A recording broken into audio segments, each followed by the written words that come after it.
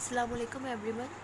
Today we are going to start fourth part of chapter 4 जो बात करता है परफॉर्मेंस ऑफ कॉन्ट्रैक्ट्स में. अब हम डिस्कस करेंगे परफॉर्मेंस ऑफ रेसिप्रोकल प्रॉमिसेस. इस चैप्टर में हमने सब तरह की परफॉर्मेंस पढ़ी है कि कॉन्ट्रैक्ट में जो जो चीज़ें इंक्लूड होती हैं उनकी परफॉर्मेंस के बारे में. इसमें हमने पहले देखा कि कॉन्ट्रैक्ट्स कौन से परफॉर्म होने हैं और कौन उन्हें परफॉर्म करेगा और क्या उनकी टाइम और प्लेस होगी परफॉर्मेंस की. अब हम इसका फोर्थ पार्ट पढ़ रहे हैं जिसमें है परफॉर्मेंस ऑफ रेसिप्रोकल प्रॉमिसेस.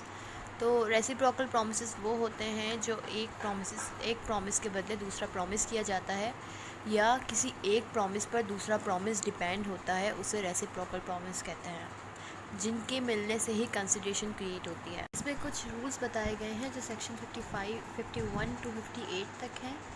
इसमें सबसे पहला रूल जो है वो रेसिप्रोकल प्रॉमिस की परफॉर्मेंस से रिलेटेड ये है कि simultaneous performance of a reciprocal promise, यानी कि promisor not bound to promise unless reciprocal promisee ready and willing to perform.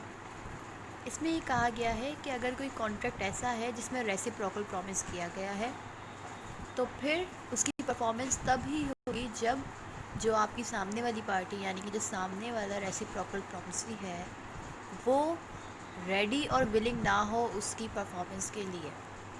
For example, ए और बी ये कॉन्ट्रैक्ट करते हैं कि ए डिलीवर करेगा गुड्स बी को.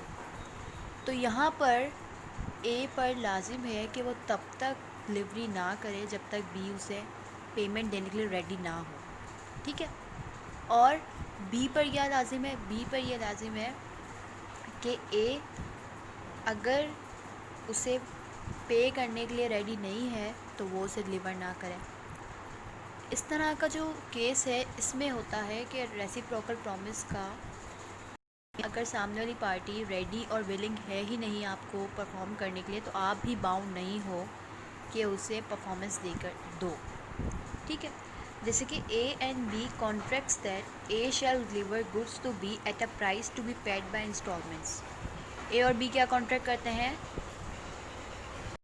तो ए और बी कॉन्ट्रैक्ट करते हैं कि ए उसे गुड्स डिलीवर करेगा बी को एक सर्टेन प्राइस पर, लेकिन इंस्टॉलमेंट में करेगा. ठीक है. और जो फर्स्ट इंस्टॉलमेंट उसको पे करेगा वो फर्स्ट जो डिलीवरी होगी उस पर.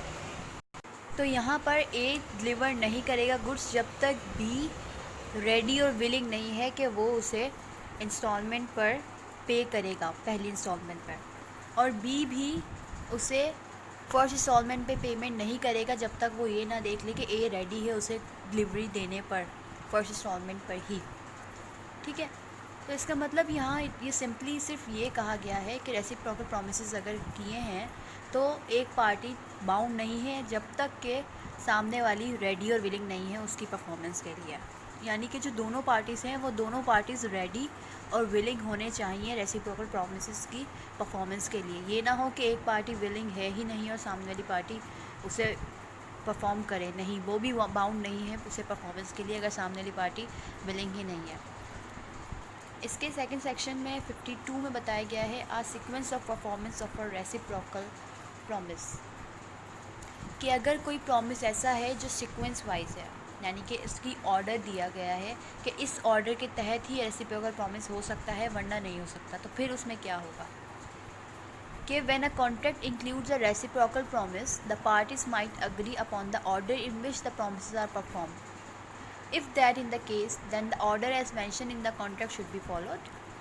इन्होंने कहा है कि अगर कॉन्ट्रैक्ट में ये पार्टीज़ के दरमियान बात हो गई थी कि आप पहले ये करोगे फिर मैं ये करूँगा फिर आप ये करोगे, इस तरह का कुछ एक्सप्रेसली कॉन्ट्रैक्ट में हो गया था, तो लाजमी कॉन्ट्रैक्ट को उसी तरह परफॉर्म होना है जिस तरह से ऑर्डर के तहत बात हो गई थी. ठीक है. लेकिन अगर कॉन्ट्रैक्ट में ऐसी कोई बात नहीं थी then the order of performance of the reciprocal promises is determined based on nature of transaction. इसमें दो बातें हैं कि अगर पहले से ही पार्टीज़ के दरमियान बात हो गई थी कि हमने इस ऑर्डर के साथ लेकर इसकी परफॉर्मेंस करनी है. जैसे मिसाल के तौर पे प्रॉमिसर ने कहा था मैं आपका घर पेंट कर दूंगा और प्रॉमिसर ने कहा था मैं आपको उसकी डिलीवरी पहले ही उसकी पेमेंट मैं आपको पहले ही कर दूंगा आप पेंटिंग उससे जब करेंगे. तो यहाँ पर ऑर्डर परफॉर्मेंस में क्या आ रहा है कि पहले प्रोमिसर को पे करे और फिर प्रोमिसर अपनी परफॉर्मेंस करके देगा। ये इन लोगों ने एक्सप्रेसली कहा हुआ है। लेकिन उन्होंने कहा है इस सेक्शन 52 में कि अगर ऐसे कोई एक्सप्रेसली बात नहीं कही गई तो फिर क्या होगा, फिर नेचर ऑफ ट्रांसैक्शन के तहत परफॉर्मेंस होगी कि जिस तरह की ट्रांसैक्शन है उसकी नेचर जो है उसके हिसाब से है। जैसे for example A and B contract that A shall build a house for B at a fixed price. A's promise to build the house must be performed before B's promise to pay for it. यहाँ A और B ने क्या contract किया है कि A उसके घर को कंस्ट्रक्ट करके देगा, ठीक है। तो यहाँ पर लाजिम है वो उसे एडवांस पेमेंट तो नहीं देगा। तो इस ट्रांसैक्शन की नेचर क्या कहती है, अगर उन्होंने एक्सप्रेसली नहीं कहा था ये बात नहीं हुई थी कॉन्ट्रैक्ट में कि आप मुझे मेरा घर बना दें, मैं आपको पेमेंट एडवांस में ही दे दूंगा या बाद में ही दे दूंगा, अगर ऐसा कुछ नहीं कहा था तो ये नेचर ऑफ ट्रांसैक्शन कहती है कि जो प्रोमिसर है वो पहले कंस्ट्रक्शन करके देगा, यानी कि परफॉर्मेंस करके देगा, उसके बाद जो प्रोमिसरी है उसकी परफॉर्मेंस होगी, यानी कि वो उसे पेमेंट करेगा। जैसे कि एक एग्जांपल ये है कि पीटर प्रॉमिस करता है जॉन को कि वो मदद करेगा कोई घर ढूंढने में जॉन की, ठीक है, जिस पर जॉन उसे ये प्रॉमिस करता है कि मैं तुम्हें कमीशन दूंगा। तो यहाँ नेचर ऑफ ट्रांसैक्शन ही कह रही है कि पीटर जो है वो पहले उसे घर ढूंढ के दे तो फिर ही उसे कमीशन मिलेगा।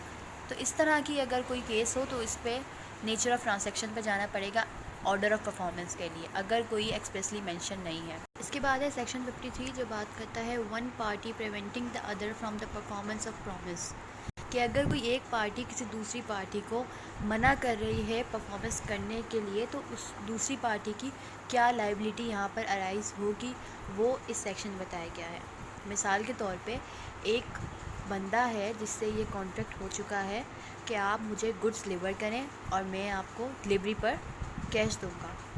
तो एक बंदा गुड्स डिलीवर करके सारे आपके पास तमाम गुड्स लेकर आपके गेट पर खड़ा होता है और आप उस टाइम पे उसे कहते हो कि मैं आपको पेमेंट नहीं कर रहा, मेरे पास कैश नहीं है या मैं नहीं कर सकता। इसका मतलब आपने अपनी परफॉर्मेंस नहीं की। तो ऐसे मौके पर क्या होगा, इसमें ये कहा गया है कि अगर एक पार्टी मना करती है अपनी परफॉर्मेंस करने से तो फिर जिस पार्टी को मना किया गया है यानी कि प्रिवेंटेड पार्टी, उसके ऑप्शन पर होता है कि वो कॉन्ट्रैक्ट को वॉइड करवा दे, यानी कि ये कॉन्ट्रैक्ट वॉइडेबल होता है, ठीक है। तो फिर उसके लिए क्या इफ़ेक्ट है और उसके लिए क्या रेमेडी है, वो ये है कि वो कंपनसेशन क्लेम कर सकती है जो पार्टी प्रिवेंटेड है, यानी कि जिसे मना किया गया है कि वो परफॉर्मेंस नहीं करेगी अब आगे, और उसके साथ साथ वो उसे स्पेसिफिक परफॉर्मेंस भी करा सकती है और कंपनसेशन भी ले सकती है। कंपनसेशन इसलिए कि जो भी उसे कॉन्सिक्वेंसेस की वजह से जो भी उसे लॉस हुआ है उस पर, जैसे मिसाल के तौर पे हमने बात की कि कोई गुड्स डिलीवर करने आया है घर पर और एंड टाइम पर आप उसे पेमेंट ना करो, तो उससे जो खर्चा हुआ है वो गुड्स लेके आने में, उसके गुड्स का नुकसान हुआ है और घर तक पहुँचने में जो भी खर्चे हुए हैं वो उसके कंपनसेशन क्लेम कर सकती है आपसे। ये कहा गया है सेक्शन 53 में।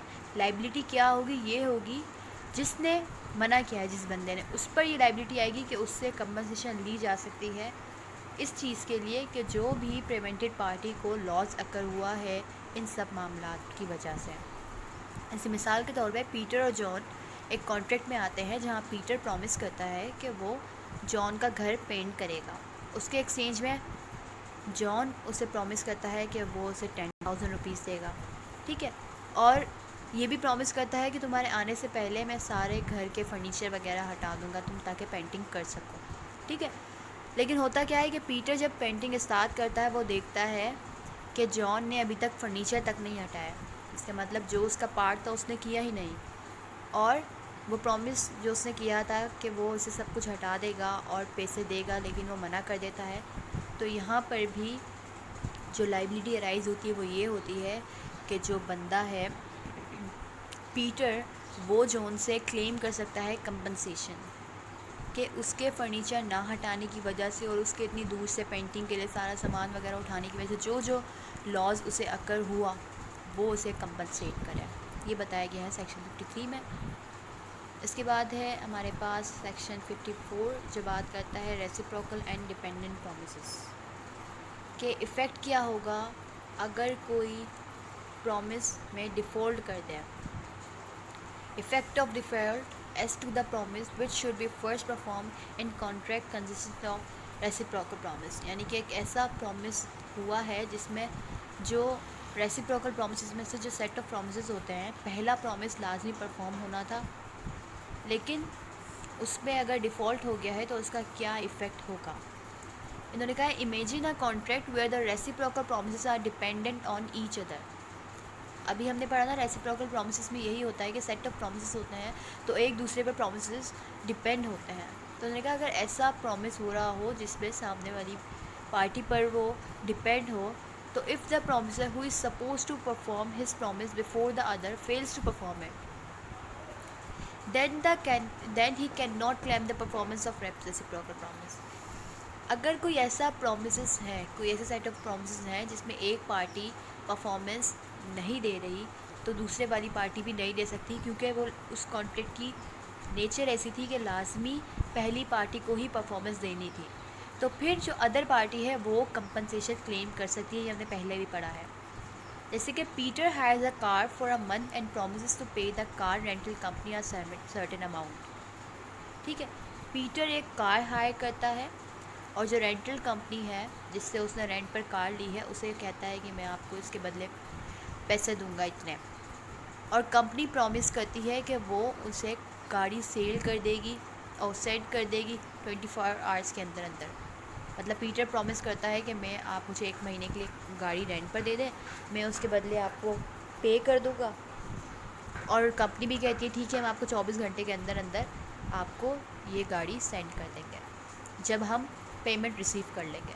लेकिन अगर पीटर पैसे भेजता ही नहीं है, ठीक है, मतलब अगर पीटर उसे पेमेंट भेजता ही नहीं है तो जो प्रॉमिस किया था रेंटल कंपनी ने कि हम कार तब सेंड करेंगे जब हम पेमेंट रिसीव कर लेंगे, तो उन पर भी लाजिम नहीं है अब कि वो उसे सेंड करें।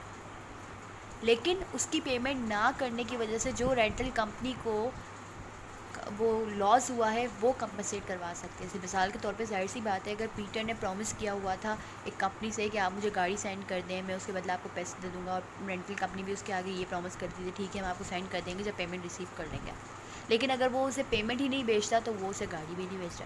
लेकिन हाँ, उसके जो रेंटल कंपनी के प्रॉमिस किया हुआ था पीटर से, उसकी वजह से उन्हें कोई लॉसेस हुए। जैसे मिसाल के तौर पर उनसे कोई और भी उस टाइम पे रेंट पे कार मांग रहा था लेकिन उन्होंने मना कर दिया, उन्होंने कहा नहीं हम पहले से ही बात कर चुके हैं। तो इस तरह के जो लॉसेस हुए अगर रेंटल कंपनी को, वो क्लेम कर सकते हैं पीटर से। ठीक है, इसके बाद है सेक्शन 55 जो बताता है failure to perform within the stipulated time in a time sensitive contract. मतलब अगर ऐसा कॉन्ट्रैक्ट है जहाँ पे time was the essence of the contract, एक ऐसा कॉन्ट्रैक्ट होता है ना जहाँ टाइम दिया गया था कि इस टाइम के अंदर ही सी परफॉर्मेंस करनी है, तो अगर वो ना की जाए तो उसका क्या इफ़ेक्ट होगा ये बताया गया है सेक्शन 55 में।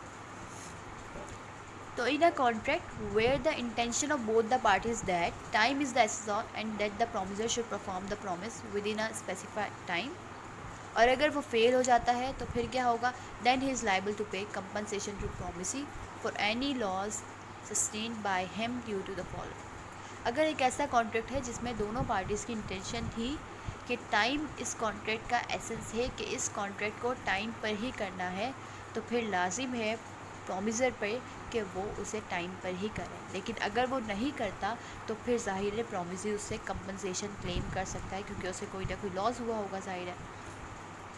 जैसे एक एग्जाम्पल है कि the term can help you decide the intention, कि अगर ऐसा भी हो सकता है जो टर्म्स होती है ना कॉन्ट्रैक्ट की, उससे भी अंदाज़ा हो सकता है कि एक होते हैं ना नेचर ऑफ ट्रांसैक्शन के हिसाब से मिसाल के तौर पे ऐसा कॉन्ट्रैक्ट हुआ है कि जिस पर शेयर ट्रेडिंग हो रही है, मतलब उसके एक्सचेंज फॉर मनी पर शेयर ट्रेडिंग हो रही है। अब जाहिर सी बात है शेयर जो है उसकी जो वैल्यू में या उसकी जो पेमेंट जो उसकी प्राइस है उसमें फ्लक्चुएशंस होती रहती है। तो इसका मतलब यहाँ पर टाइम एसेंस है कि जब प्राइस शेयर की फ्लक्चुएट होगी विद टू टाइम। ठीक है, तो इस तरह की जो शेयर, अगर इस तरह का कोई कॉन्ट्रैक्ट हो रहा है जिसमें शेयर से ट्रेडिंग हो रही है, तो ये नेचर ऑफ ट्रांजैक्शन ही कहती है कि उसके टाइम पर किया जाए, क्योंकि शेयर की प्राइस पर फ्लक्चुएशंस होती हैं। और मिसाल के तौर पे अगर किसी सेल का, ज़मीन की सेल का कॉन्ट्रैक्ट है, तो यहाँ पर टाइम एसेंस नहीं होता। तो यहाँ पर अगर उसे एक्सप्रेसली कहा गया है कि इस टाइम पर आपने मुझे सेल करनी हो, ठीक है। अगर नहीं कहा गया तो वो ज़रूरी नहीं है कि टाइम पर नहीं किया तो कोई इशू होगा सामने वाले को। लेकिन हाँ, इसका मतलब ये भी नहीं है कि जो रीज़नेबल टाइम है, रीज़नेबल क्या टाइम है, रीज़नेबल टाइम यही है ना किसी कॉन्ट्रैक्ट को परफॉर्म करने का 30 साल के अंदर अंदर, जो स्टिपुलेटेड टाइम अक्सर कॉन्ट्रैक्ट एक्ट में दिया गया है या लिमिटेशन लॉ बताता है।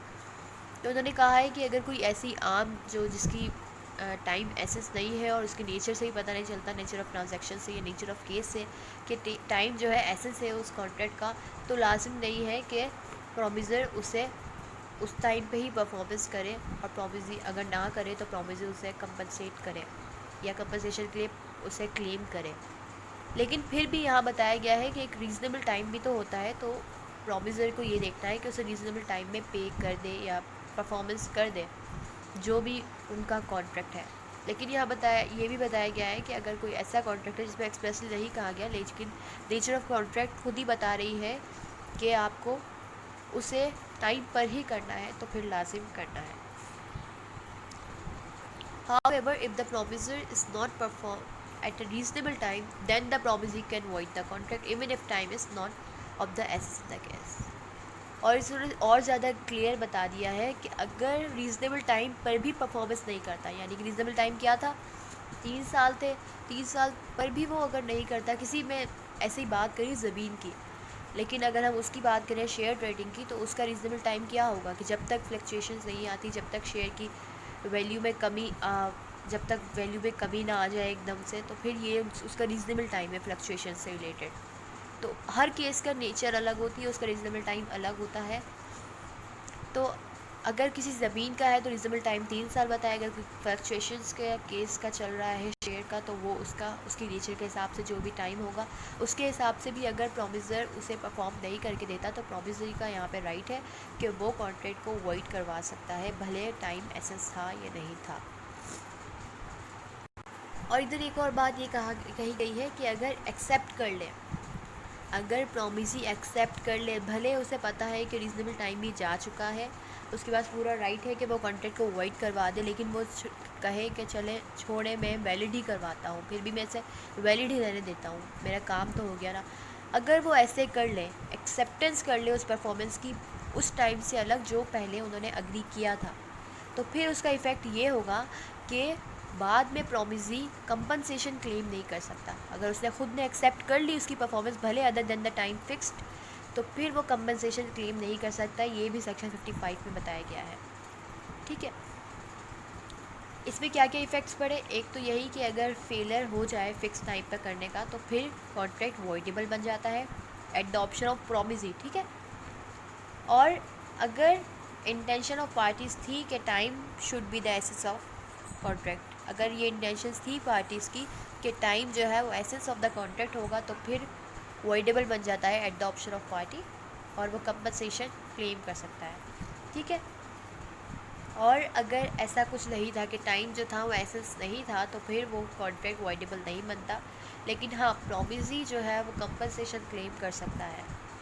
और तीसरी बात इन्होंने बताई कि अगर इफ़ेक्ट क्या होगा जब अगर एक्सेप्ट कर लें, मतलब प्रोमिसी फिर भी एक्सेप्ट कर ले, जब टाइम पर उसकी परफॉर्मेंस नहीं की प्रोमिसर ने, फिर भी एक्सेप्ट कर ले, तो फिर उसका इफ़ेक्ट ये होगा कि जो प्रोमिसी है उसके पास से ये वाला राइट चला जाएगा जो था कि वो क्लेम कर सकता था कंपनसेशन अगर टाइम पर नहीं की थी तो, लेकिन अगर उसे एक्सेप्ट कर ली तो इसका मतलब वो अब कंपनसेशन भी क्लेम नहीं कर सकता। उम्मीद है आप सबको समझ आई होगी। इंशाल्लाह हम जो इसके नेक्स्ट सेक्शन है वो नेक्स्ट वीडियो में डिस्कस करेंगे। जज़ाकुमुल्लाहु खैरन।